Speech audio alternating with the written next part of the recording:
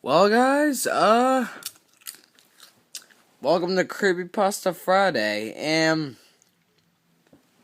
really quickly before I start this off, this October, you're gonna be in for a treat. Every Friday, I'm gonna do a Creepypasta Friday, and probably all of November, too. Maybe not, I don't know, whatever. And the reason is because I've been meaning to do it, but I never did. So this is me trying to make up for you. And our first one is Missingno, because the other two I tried to get were deleted and whatever. Anyways, after I'm done reading it, I'll tell you my feedback and everything, and let's begin. Missingno Murder. My brother and I used to play really avidly when red, blue, and yellow were hot on the scene with Game Boy and Game Boy Color. As the series went on, we alternated on who brought the extra game that sat in the middle of each series. In this generation of games, I took the first turn with yellow, while he played on red. We had made it our mission to get every Pokemon and grind them up to stupidly high levels. It was our obsession and break from everything around us. About a year or so down the line, my brother began to grow bored with the norm. He started looking around for cheats in the game to make things a little more interesting. In his search, he found one of the many alleged methods of capturing a glitched Pokemon, Missingno. Using the Cinnabar Island glitch, the post with this glitch came with a warning that it could corrupt the game data and cause it to be unusable, with no fix other than deleting the save. He ignored the warning, as it turned out to be completely wrong anyway. We were glad at the time. We wanted to see what could be fun. We wanted to see what fun could be had with this. So, after following the guide steps, as well as a few bad attempts at a capture, he finally got a hold of his little old glitch. He quickly found the first of his quirks along the way. The item cloning, which at the time covers hyper potions. The move set was also weird. It had 2 sets of water gun in the first 2 attack slots. The other attacks I cannot remember. It was a while ago, and we were just kids.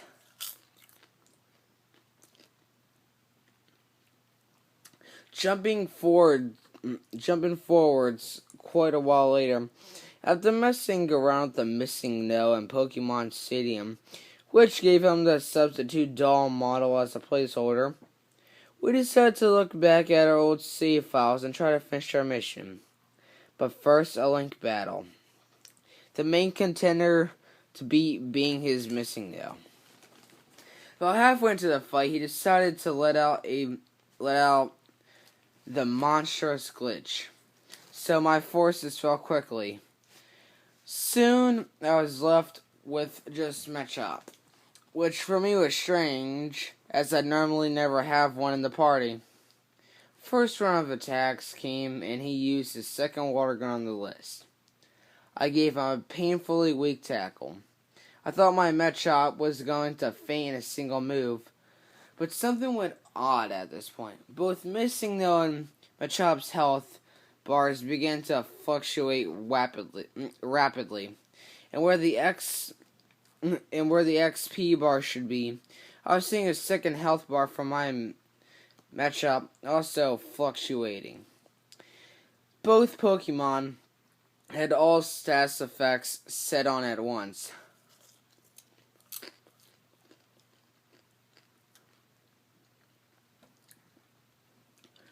The sprites were status alignments mangled together into one space, flashing through one another like you see with interesting models in a 3D game. After a moment of weirdness, my Machop somehow managed to get his tackle in there, so the second round of attacks was on its way, and I had a terrible, alarming sound of low health. blaring away at my ears. We both repeated attacks, and this was going to put an end to the strange battle. Missingno went with his first water gun, but after a short freeze, rather than fainting, the sports for both Pokemon changed. My Machop resembled what we would later discover to be a Lugia from the Gold-Silver generation. And his Missingno looked like a Ho-Oh, which we only recognized from the intro. A couple of more fluctuating health, and a very odd KO scream later. My now Lugia sprited Machop finally fainted, except it said, "Wild Machop has fainted." Wild? This was my Machop. And there was no wild Pokemon in Link Battle. We were confused. Before we had time to figure out... But before we had time to figure it out, the Game Boys shut off mid-save. Figuring it was a battery outage, we plugged them into the mains and switched back on. My Machop had vanished from the party. It just got weirder. It wasn't any of my PC storage boxes either. I thought to myself, yeah, we shouldn't have done that. So I set out to find another Machop to capture, but they were not appearing for me. We put it down to my typical luck. After a few weeks later, a bored and empty day of near nothingness, I lounged around and watched as he played Pokemon on the screen using the Nintendo 64 connection. He decided he would venture out back into places with possible trainers he might have not battled yet. He made his way to Lavender Town, found nobody, but on his way out, he noticed something we didn't spot on the way in.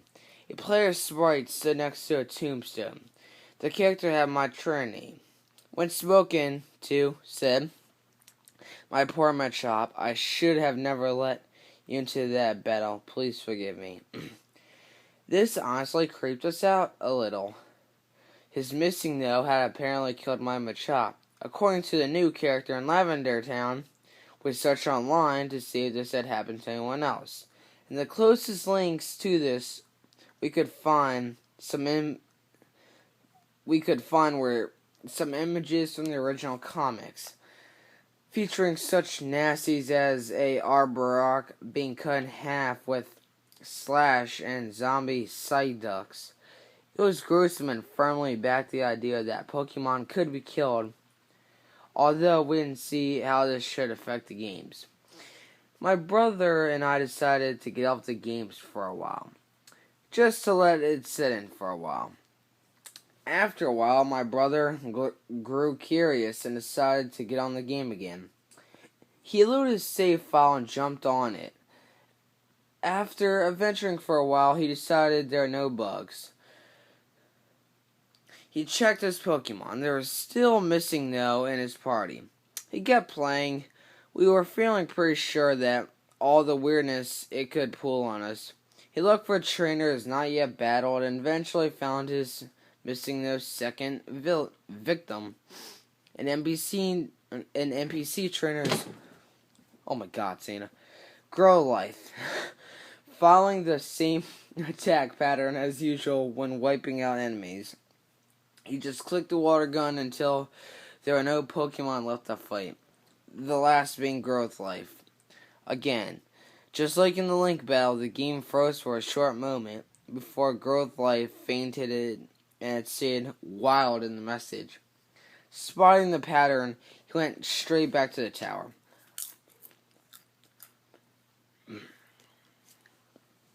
What he found was the player sprite still where he was, mourning the death of a Machop, and an unforgiving NPC trainer with random dialogue of 3 comments he would throw at you when spoken to. These were: my poor sweet Growlithe, If only I knew you would be so cute. No, no, if only I knew you would be so cruel. Sorry. What do you want? Leave me alone. How could you be so heartless? We battle to train and learn about our Pokemon. To get close to them. Like I did to him. Just get out of here. This was all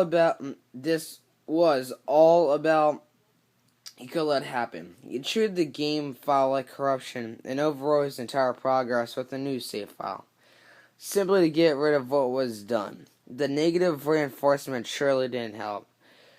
What with seeing what was in the series, it only aided the idea that deaths were originally made to be implemented in the game, but later scrapped.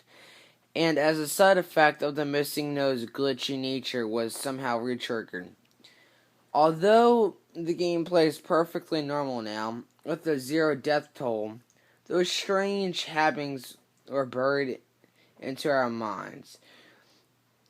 We never thought the Dark Side Pokemon franchise could have made it to a seemingly innocent children's game, but it has made more apparent than it can. Okay. That was pretty crazy. But it was pretty good as well. Honestly, I gave it a 10 out of 10.